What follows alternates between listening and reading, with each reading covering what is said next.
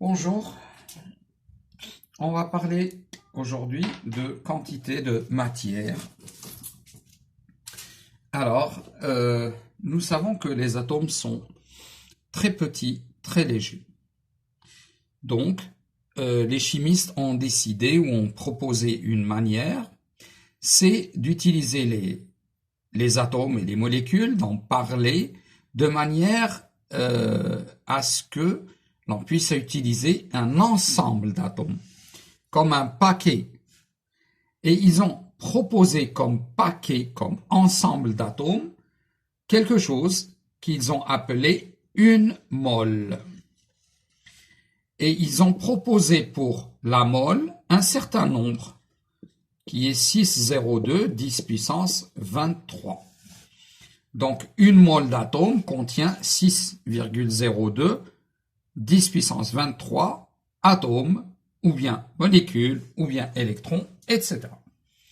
Ce nombre est appelé le nombre d'Avogadro, 6,02 10 puissance 23.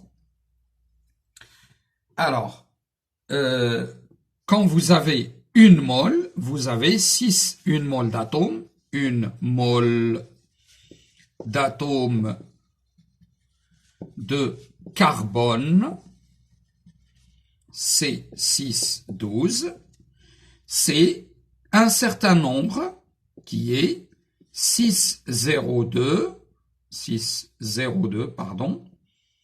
10 à la puissance 23 atomes de carbone.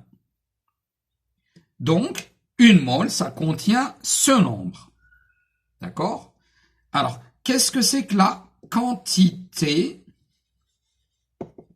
de matière? Eh bien, la quantité de matière, c'est le nombre de moles. Si par exemple, je dis que on a une quantité de matière N égale 2, eh bien, c'est 2 moles.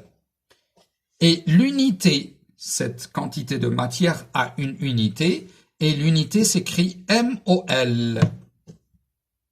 Donc, si j'ai N égale 2 moles, cela veut dire que j'ai un nombre d'atomes qui est égal à 2 fois Na. Donc, la première formule de cette leçon, c'est N, quantité de matière, est égale N sur Na. Qu'est-ce que c'est que N?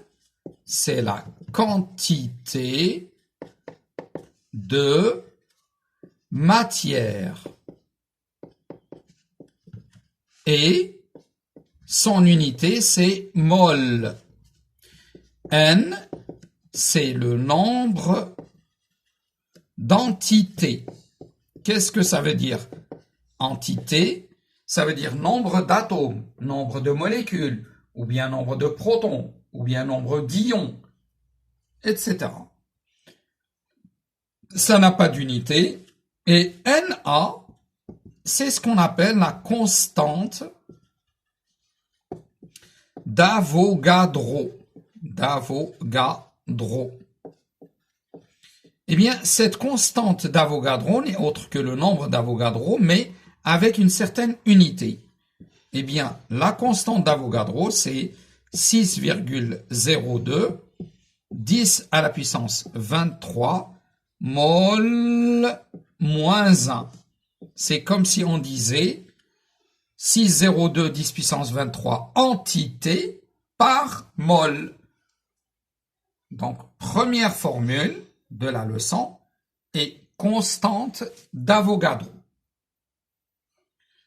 Alors, maintenant, on va essayer de calculer la masse d'un atome de carbone. Un atome de carbone contient, je vais donc effacer, un atome de carbone contient 6 protons,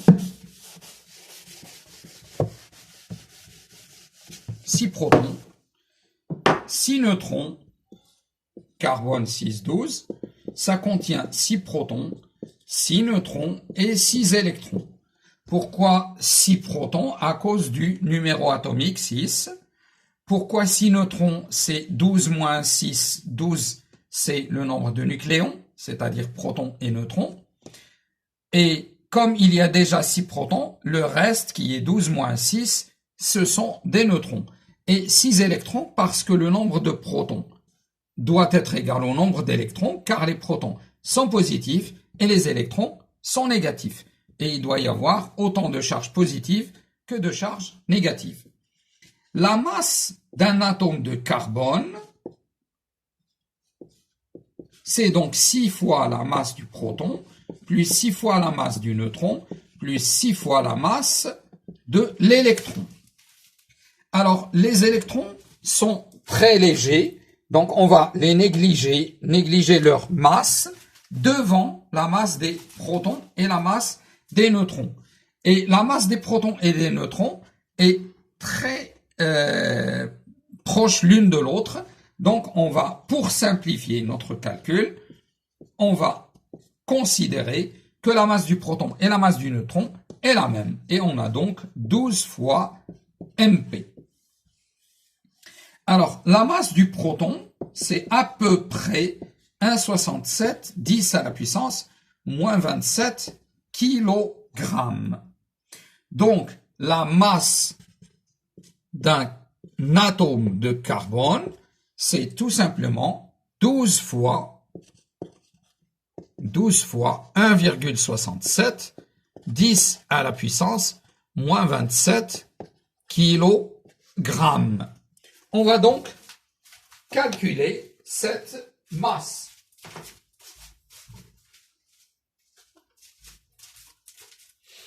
Alors, on fait ce calcul.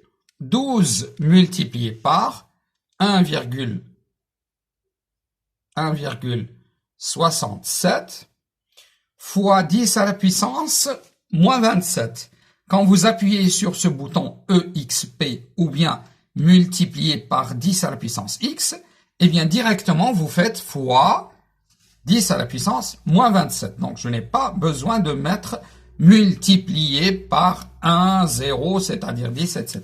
Donc moins 27. Et le résultat, c'est 2,004 fois 10 à la puissance moins 26 kg.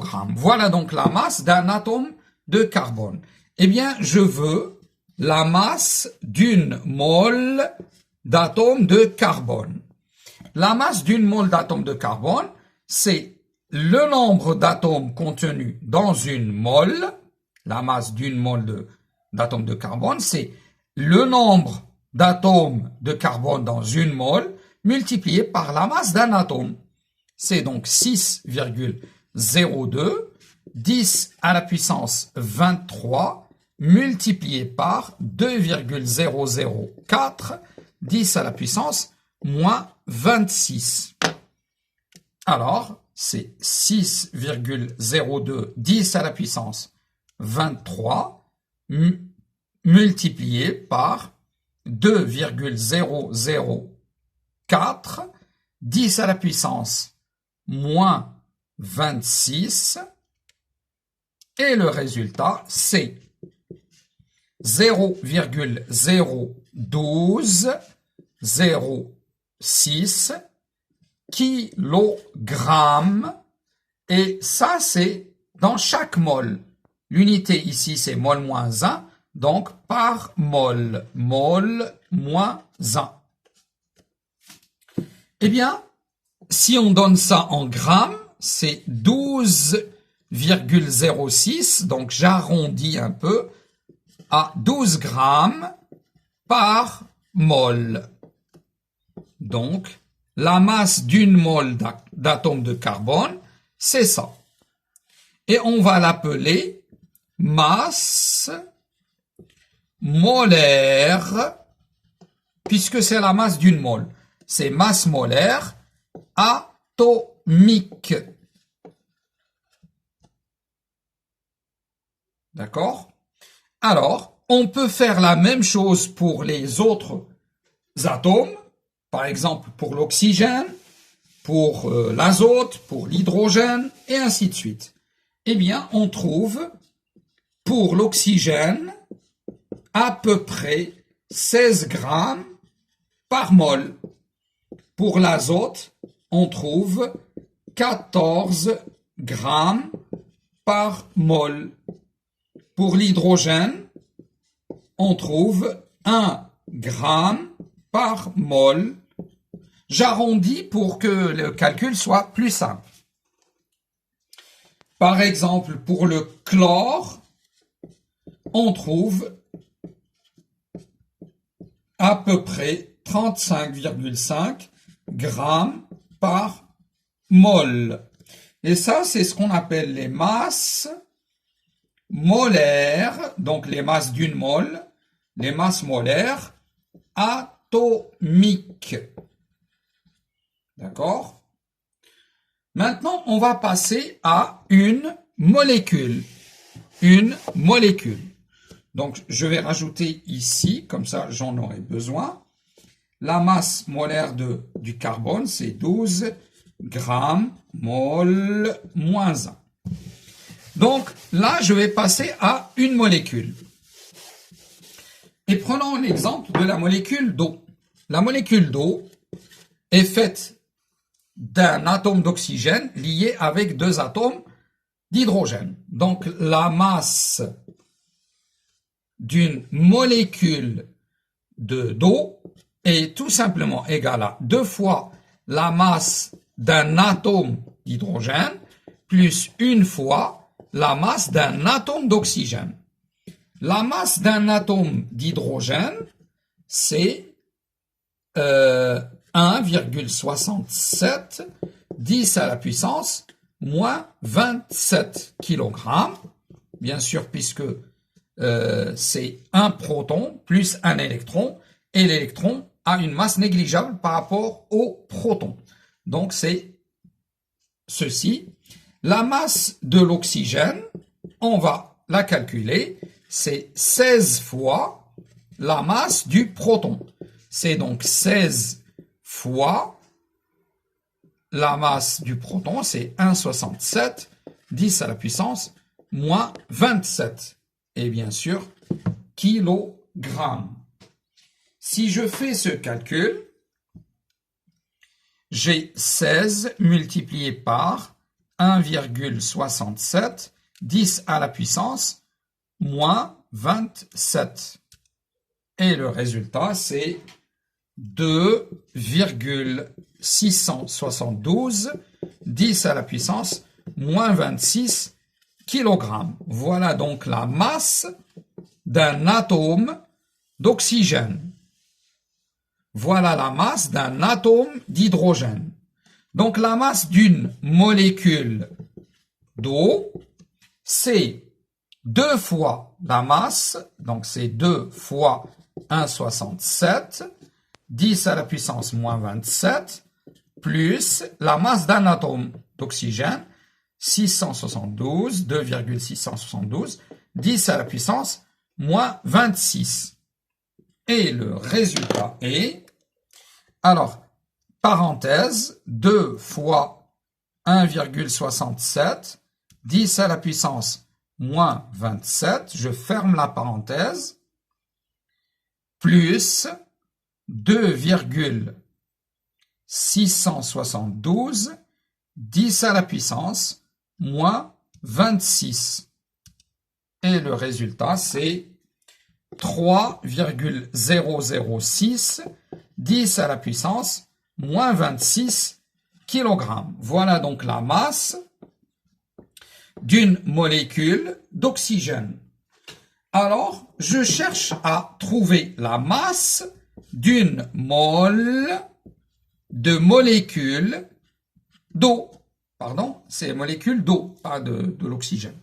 Donc, la molécule d'eau, donc si je veux calculer la masse d'une mole de molécules d'eau, eh bien, c'est tout simplement le nombre ou la constante d'Avogadro fois la masse d'une molécule.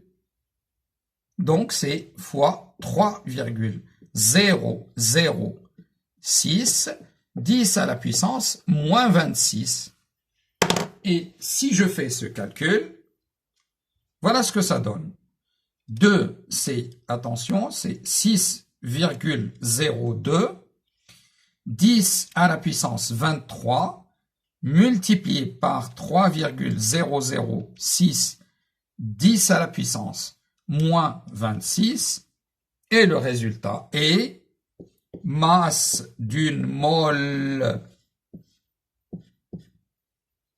de molécules d'eau, c'est 0,01809, donc à peu près, donc kilogramme, et comme c'est une mole, donc par mole.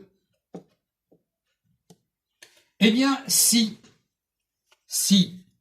je vais effacer cette partie, mais vous pouvez la retrouver ou la mémoriser si vous ne l'avez pas noté. Donc, la masse d'une mole de molécule d'eau, c'est ça. Si je la donne en grammes, voilà ce que ça donne. C'est 18 à peu près grammes mol moins 1. Eh bien, là, je constate quelque chose. C'est que cette masse molaire, c'est tout simplement 2 fois la masse molaire de H plus 1 fois la masse molaire de O. 2 fois 1, c'est ce que j'avais donné tout à l'heure, plus 16.